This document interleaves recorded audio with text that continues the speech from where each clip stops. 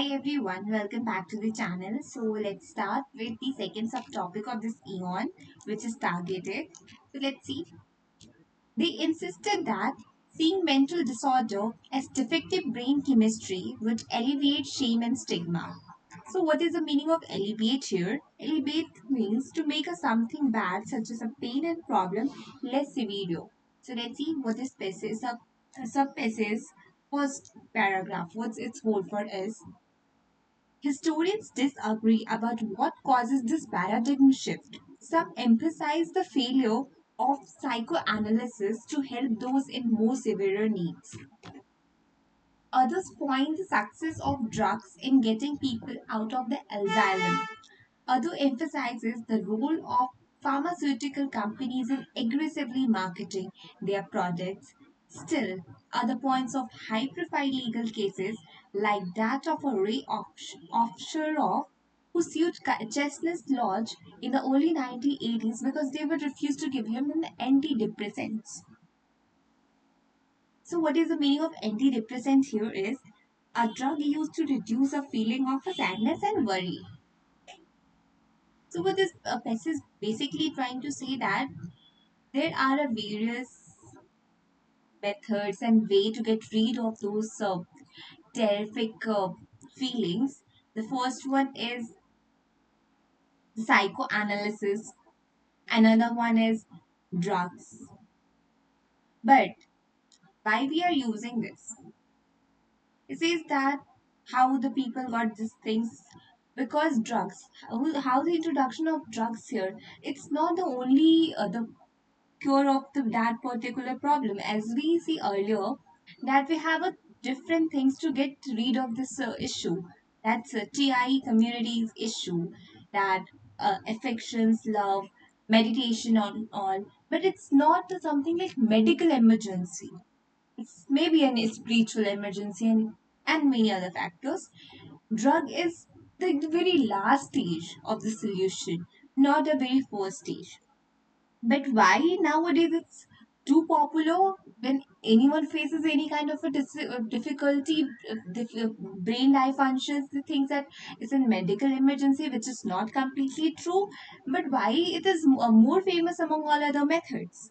Because here it comes the marketing of the pharmaceuticals companies. Even one person's name, Ray Osheroff, sued the Chestnut Laws in 1980s because they refused to give him antidepressant to get rid of those medicines. So, what the title should give to this particular piece is why the drugs famous among other alternatives of TI communities or this brain functions. And what we can take from here is that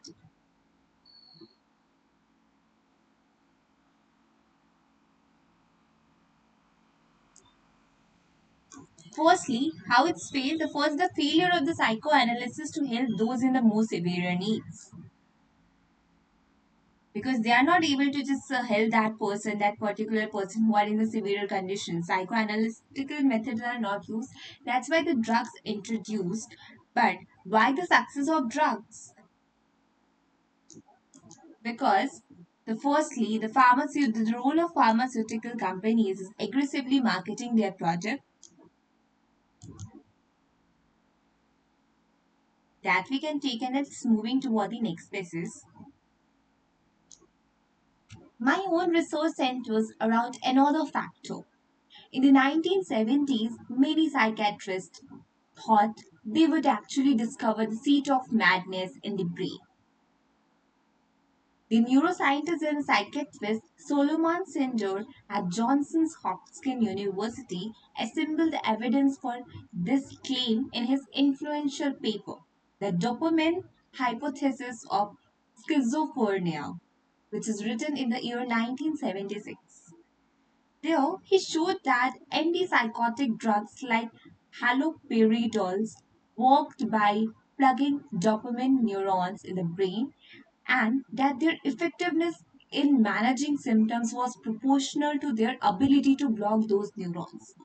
He also shows that one could induce a temporary psychosis in a sane person by flooding their dopamine receptor with am- aptamines. By turning dopamine on and off, he could conclude it one could turn schizophrenia on and off like a faucet. He wrote a popular book arguing that all major mental disorder had their own chemical imbalance. He even helped start two pharmaceutical companies to devise tailored treatment for each disorder.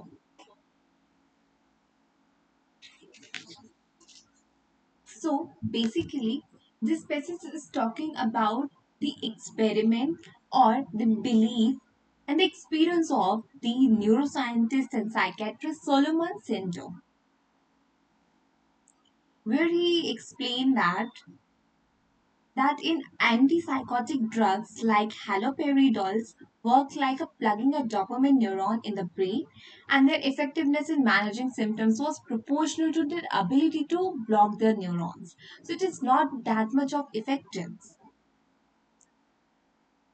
And he also shows that one could induce a temporary psychosis in a sane person by flooding their dopamine receptor with aptamines.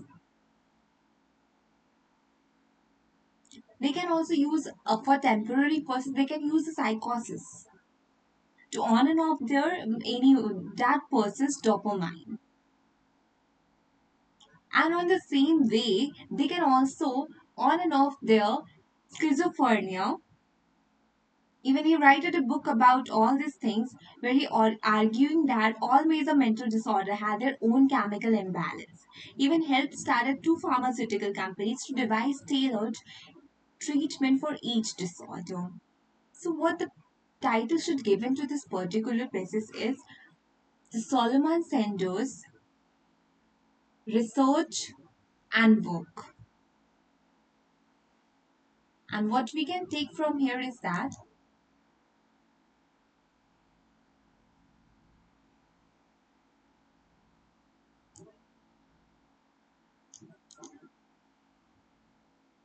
firstly, he published a book which is called Dopamine Hypothesis of Schizophrenia, which is written in the year 1976. He shows that the antipsychotic drugs like haloperidol work by plugging a dopamine neuron in the brain and that their effectiveness in managing symptoms was proportional to their ability to block those neurons. First, we can take this important line. And another one is that one could induce a temporary psychosis in a sane person by flooding their dopamine receptor with aptamines. One could turn schizophrenia on and off like faucet,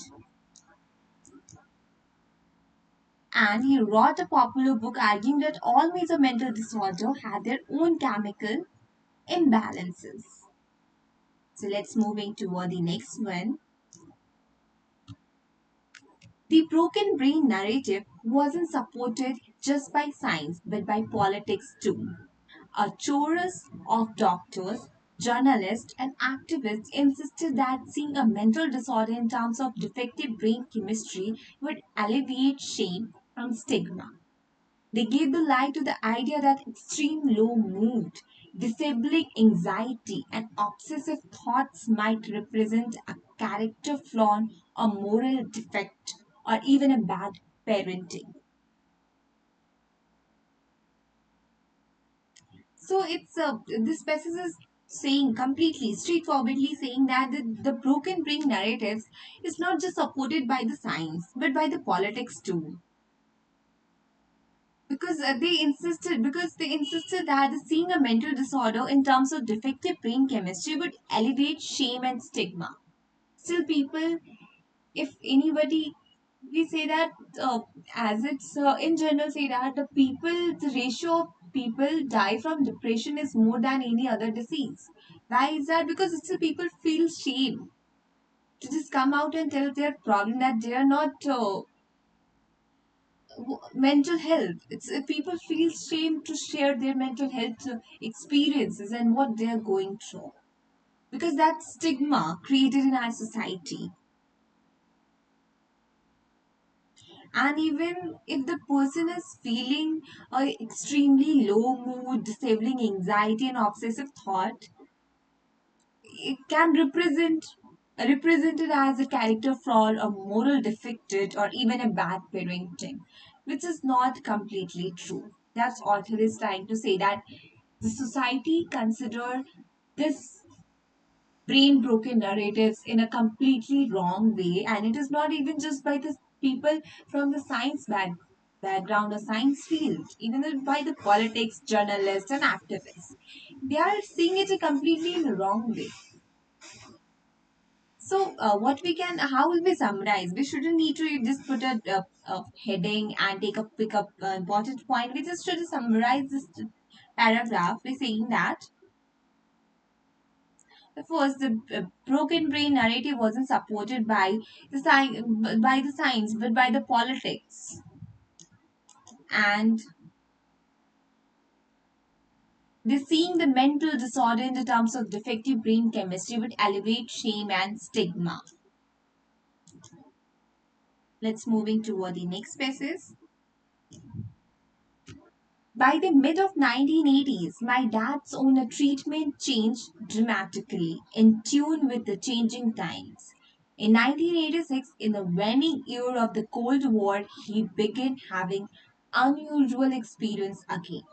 He thought God was telling him to use his position in the Labor Department to promote worldwide nuclear disarmament. He also thought the French actress Catherine Deneuve was communicating with him telepathically for guiding and support. So here is author is talking about his her father condition. What happened after 12 years, and what which is his by introducing the passage is saying in mid of the 1980s the treatment of his her father was changed dramatically. But again, in the year 1986, his father's behave have some unusual experiences. He thought the God was telling him to use his position in the Labor Department to promote a worldwide nuclear disarmamental, and even he thought that the French actress Catherine Deneuve telepathically communicate to him. So that's all what we can. We can't take any important point, but that's the conditions of talking about his father. Let's see what's happened next. He was hospitalized multiple times in 1980s and 90s. In better times, I would visit him at the private Washington Hospital Center in an upscale neighborhood in Northwest Washington, D.C. In worse time, I would visit him in the St. Elizabeth, a public asylum with nearly 300 beds on the south side of the Anacostia River, in the neighborhood that earned the city its moniker as murder capital of the US. St. Elizabeth also housed John Hinckley Jr. after he shot Ronald Reagan in 1981 in a bid to win Jodie Foster's affection. By the 1990s, my dad's long hospital stay were replaced by multi-day hospitalization, where he would be put on drugs, monitored, and released under the supervision of a social worker. So here in this passage, author is describing about what happened with his father from the mid of the year 1980s. No, from the starting of the year 1980s to the just end of what to just like 90s.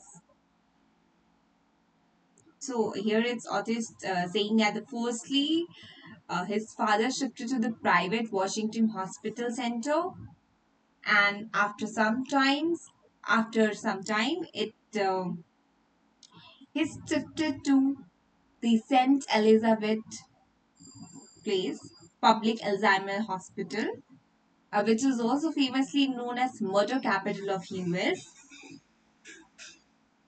Here, the house also houses Hinckley Jr. after he shot at Ronald Reagan Reagan in 1981 in a bid to win Jodie Foster's affection.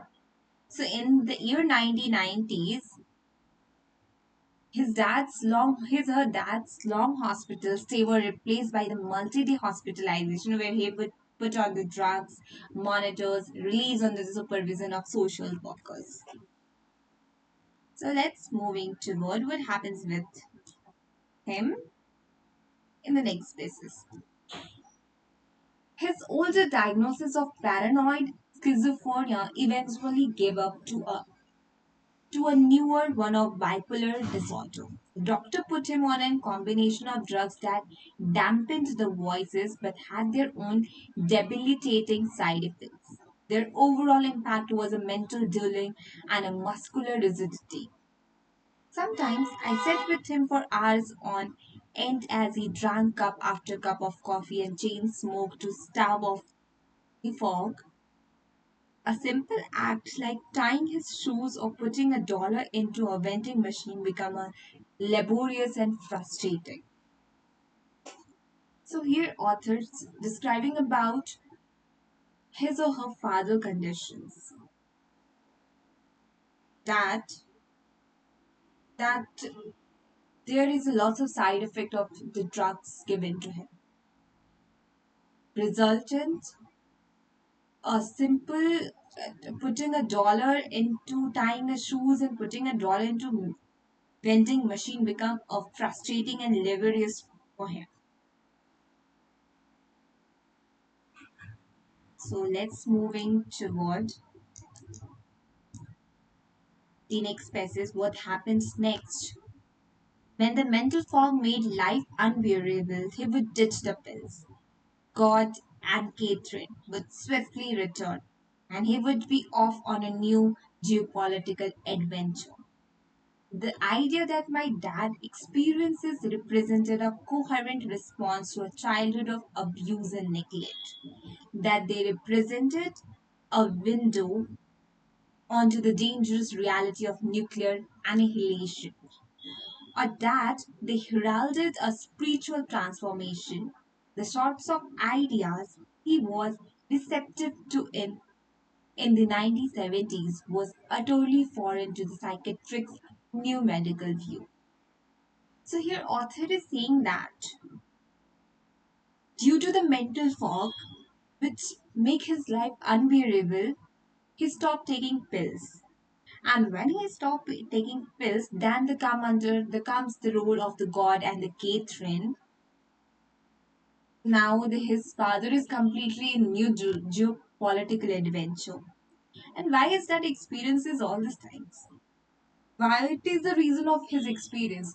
Because the main reason which author is talking about is his childhood abuse and neglect. That why his feel that's experiences. And because of this, earlier when doctor is not even aware about all this kind of symptoms, that time in year 1970s when he firstly started experiencing those things, that that condition is completely new medical view of the doctors for treating him. So that's all for today. We will continue the spaces tomorrow. As of now, have a great day. Hope you guys learn something new from this topic.